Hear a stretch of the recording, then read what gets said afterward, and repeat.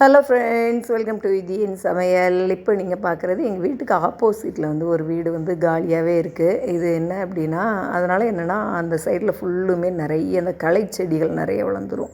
ரொம்ப அடர்த்தியாக இருக்கும். அப்புறம் நம்ம வீட்டு மேலே உள்ள அந்த பாதாம் மரத்துலேருந்து ரொம்ப இலைகள் விழும். இது எல்லாத்தையுமே டெய்லி நான் தான் க்ளீன் பண்ணி பெருக்கி அதை அந்த இலையெல்லாம் எரித்து அந்த குப்பையெல்லாம் எடுத்து நம்ம செடிக்கு போட்டுருவேன்.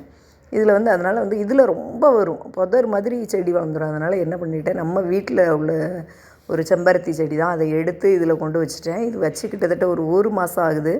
இதில் பார்த்தீங்க அப்படின்னா இது வந்து நேற்று ஒரு பூ பூத்து கீழே வந்திருக்கு. அப்புறம் மொட்டு வச்சுருக்கு. அப்புறம் பார்த்திங்கன்னா இன்றைக்கி ஒரு சூப்பராக ஒரு பூ பூத்துருக்கு. இதில் வந்து அந்த நிழல் விழும்போது எதுவுமே வந்து வளராதுல்ல, அதுக்காக வச்சது. அப்புறம் இதில் ஒரு மருதாணி செடியும் வச்சுருக்கேன் பாருங்கள். இதெல்லாம் அப்பப்போ பெருக்கி நீட்டாக க்ளீன் பண்ணுவேன்.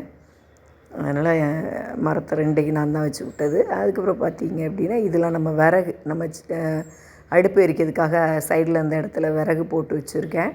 இந்த பூ பாருங்கள், ரொம்ப அழகாக இருக்குது. நடுப்பகுதியில் நல்லா அப்படி கொத்தாக இருக்குது இதழ்கள். அப்புறம் கீழே வந்து பார்த்திங்கன்னா அப்படி தனித்தனியாக அந்த நார்மல் செம்பருத்தி, ஒத்த அடுக்கு செம்பருத்தி இருக்குல்ல, அதே மாதிரி இருக்குது பாருங்கள். பார்க்க இவ்வளோ அழகாக இருக்குது பாருங்கள். இதை அப்படியே கொண்டுட்டு வந்து நம்ம வீட்டில் உள்ள பிள்ளையாருக்கு வச்சிடலாம்.